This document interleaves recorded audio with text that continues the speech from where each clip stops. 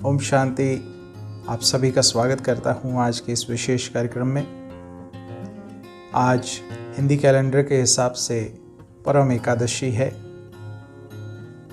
परम एकादशी इस वर्ष अधिक मास में कृष्ण पक्ष में पड़ने वाली एकादशी, इसको परम एकादशी के रूप में मनाया जाता है। इस दिन विशेष भगवान विष्णु की पूजा अर्चना और व्रत आदि किया जाता है। उनको प्रसन्न करने के लिए कहा जाता है कि इस विशेष एकादशी का व्रत करने से हमें अनेक प्रकार के पापों से मुक्ति, दुख अशांति से मुक्ति, और कहा जाता है हम अपनी गरीबी से भी मुक्ति पा सकते हैं। तो एकादशी के बारे में हमने पिछले वीडियोस में भी चर्चा की। एकादशी माना 1 और 11। जब हम पिता परमात्मा की याद में स्थित होते हैं, उसकी याद के आधार पर हमारी शक्तियों का विकास होता है, हमारी कमी कमजोरियों से हम मुक्त होते हैं।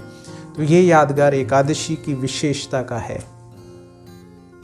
साथ साथ विष्णु जी की जहाँ बात आती है तो पिता परमात्मा की याद में जब उसकी श्रीमत के आधार पर हम अपने आप में सकारात्मक परिवर्तन लाते हैं तो हम विष्णु जी की दुनिया में चलने लायक बन सकते हैं, इस दुख दरिद्र की दुनिया से छूटकर। ये सारे कनेक्शन रहस्य पिता परमात्मा हमें बता रहे हैं। और इस विशेष परम एकादशी की कथा के बारे में गायन आता है कि स्वयं श्री कृष्ण ने अर्जुन को महाभारत के समय पर इसकी कथा सुनाई थी। कांपिल्य नगर में सुमेधा नामक ब्राह्मण रहता था। वो आने जाने वालों की बहुत अच्छे से सेवा करता था, लेकिन था वो बहुत गरीब। वो हस्बैंड वाइफ दंपत्ति घर में रहते थे। एक बार उन्होंने विचार किया कि मैं कहीं और जाकर कारोबार करता हूँ ताकि दुख दरिद्र से हम मुक्त हो जाएं। परंतु उसकी पत्नी ने कहा कि हमें जो मिलना होगा वो यहीं भगवान हमें देंगे, हमें कहीं और भटकने की आवश्यकता नहीं है। तो उसकी बात मानकर वो घर पर ही रहने लगा। कहते हैं एक दिन उनके घर पर ऋषि कौंडिल्य आए तो उनको देखकर बहुत प्रसन्न हुए। उन्होंने उनकी सेवा की और साथ साथ उनमें विशेष रिक्वेस्ट की कि हम बहुत गरीब हैं, हमें से गरीबी को मुक्त होने के लिए हमें क्या करना पड़ेगा। तो उन्होंने बताया कि इस विशेष परम एकादशी का व्रत और पूजा पाठ के लिए उन्होंने विशेष उनको आग्रह किया। तो कहते हैं उन्होंने इसको पालन किया और वो अपनी गरीबी से मुक्त हो गए। तो कहने का भाव, ये कथाएं जो सुनाई जाती हैं उनका कुछ ना कुछ रहस्य होता है। हम सोचते हैं कि ये इस विशेष जो पात्र हैं वो महान हैं कथाओं के, लेकिन कथाएं हमें कुछ ना कुछ मॉरल ऑफ द स्टोरी बताने के लिए कथाएं सुनाई जाती हैं। तो ये कथा सुनाई जा रही है, कहने का तात्पर्य कि अब हम पिता परमात्मा के साथ उसके साथ कंबाइंड होकर 1 और 11 और विशेष बुराइयों को छोड़ने का व्रत पक्का करें और अच्छाइयों को धारण करने का व्रत पक्का करें। साथ साथ अपनी कमी कमजोरियां निकालना, श्रेष्ठ कर्म करने की शिक्षा पिता परमात्मा दे रहे हैं और वो देवत्व वाले संस्कारों को धारण करना।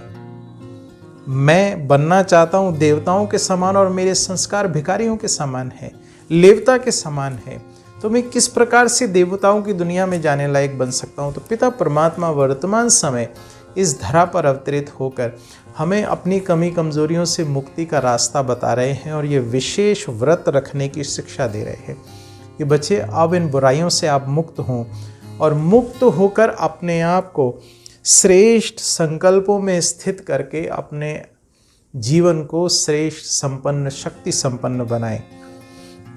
तो इन्हीं शुभ भावनाओं के साथ आप आएं, आकर समझें किस प्रकार से पिता परमात्मा ये बेहद विशाल कार्य कर रहे हैं और अपने जीवन को दिव्य श्रेष्ठ बनाने का विशेष पुरुषार्थ करें।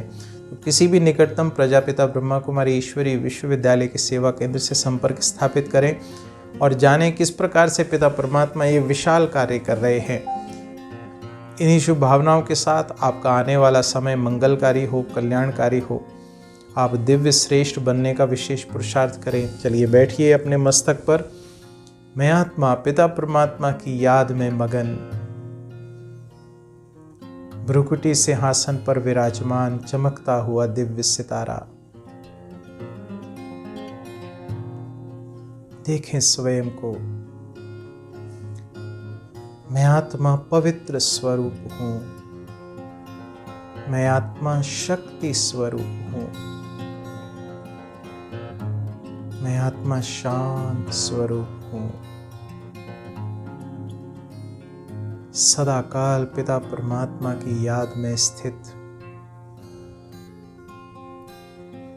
अपने श्रेष्ठ संकल्पों के आधार पर श्रेष्ठ कर्म करने के निमित्त और इस श्रेष्ठता के आधार पर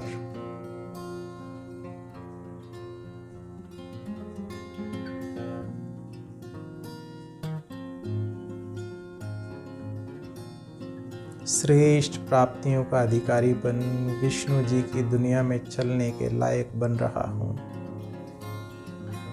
तो फिर से देखें स्वयं को। मैं आत्मा चमकता हुआ दिव्य सितारा भ्रकुटी सिंहासन पर विराजमान, परमात्म ज्ञान गुण शक्तियों में संपन्न। ओम शांति।